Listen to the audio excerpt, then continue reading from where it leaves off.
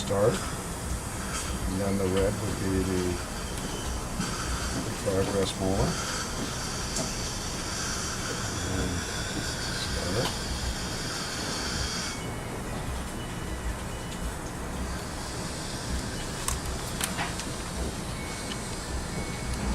So you can see a tremendous change. Okay, now that is one overlay. That would be a dental overlay for the best bit of the maxilla. And it tells you what happened with the first molar and the central incisor. Now I could get another page, but I choose, and this is confusing people, I choose to put both of them on the same page. So the next overlay would be the best bit of the mandible at the lingual symphysis. And so I'm lining up at the lingual symphysis here, the two X-rays. Looks pretty close to here. And I'm lining up also the best bit of the mandible here. And I'll put the same piece of paper on top. And I'm going to do the mandibular overlay.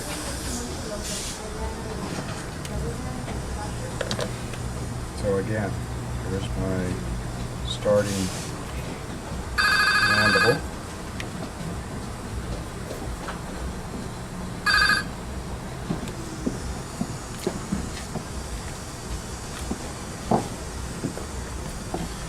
And if there's any significant difference, which there is,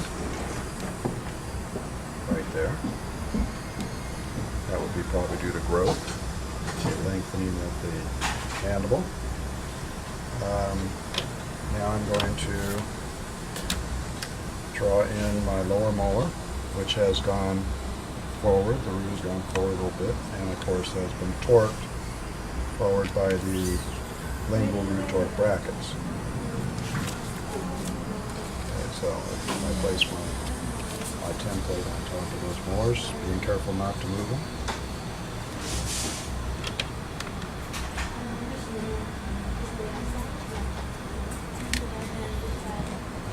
Start.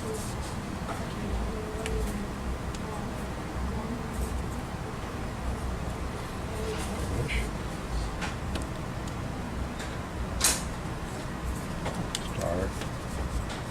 Actually, progress is not finished. Okay, so that's what has happened. This is our dental overlay.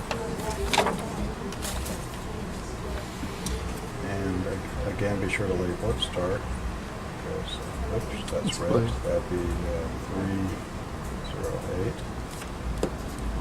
And this would be start. And patient's first name. Again, just make sure it doesn't get in somebody else's chart. Okay.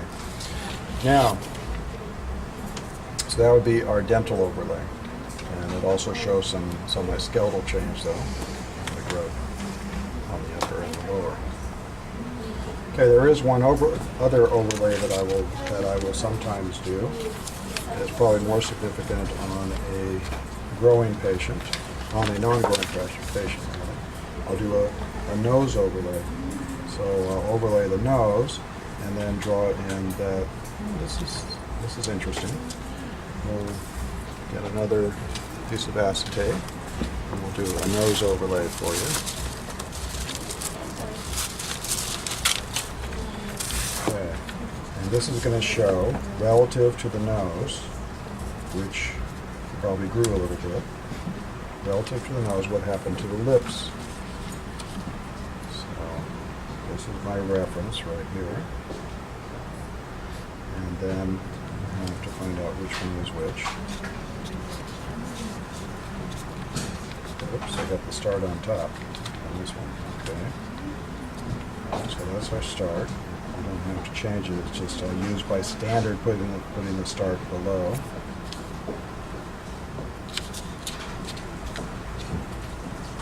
Okay, that's the start. And then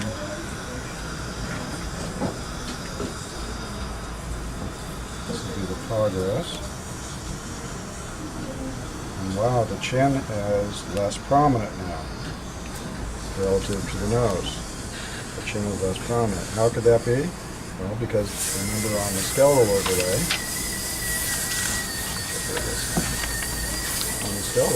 we saw the mandible go down and back, which made the chin less prominent in this last 3 case. And we like that. It's going to be good. So this could be our nose overlay. And this would be 308.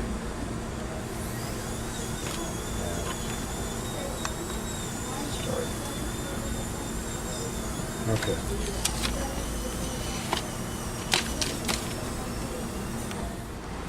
Okay, now what has happened in this class 3 case? This is going to be the range of bracket torque check, and we took a progress step because we are changing mechanics.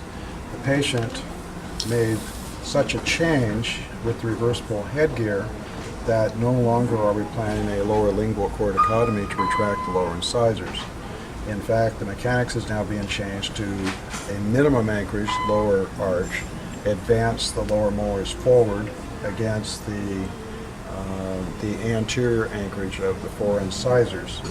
So can we pull forward a 6, 5, 3 against 4 incisors? Or will the incisors go back?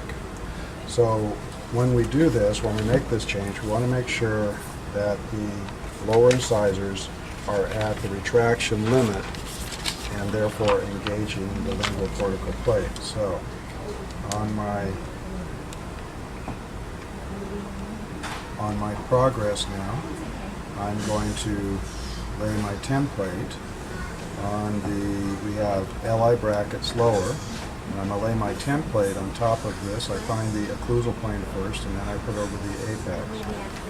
And so you'll see that the occlusal plane is parallel to the template occlusal plane.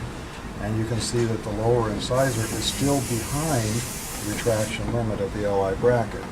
Well, that would be exactly what we want, either at the retraction limit or behind it, because the bracket and arch wire is going to hold this bracket, hold this lower incisor forward against the lingual cortical plate. And the lingual cortical plate is nice and tight against this lower incisor, so we should have wonderful anchorage. And we're going to use intra-arch mechanics to advance the posterior teeth. While we're here, let's look and see what has happened on the upper incisor with our reversible headgear. We had LA torque brackets on the upper, and it's a little bit of a mystery to me, but it looks like this has gone forward of the advancing limit of the LA bracket. Was there 1925 upper, or was it 1825? 18? 18? Oh, okay. That might explain it right there. So let's get the 18 template, LA bracket torque, and voila, there it is. Went right to the advancing limit. In other words, that's the difference. I go the occlusal plane, then line up the apex, and there it is, the advancing limit of the 1825 bracket. Now if I change this to 1925, that upper incisor will reduce its proclination, and I'm not sure I want to do that. So if I put 1925 upper in this case, and it then reduces the proclination, bringing the crown back, that may not be to my best benefit. So using class 2 elastics off of the 1925 would be bad. So the lower intra-arch mechanics is the way we should be treating this case. That's all learned from range of bracket torque.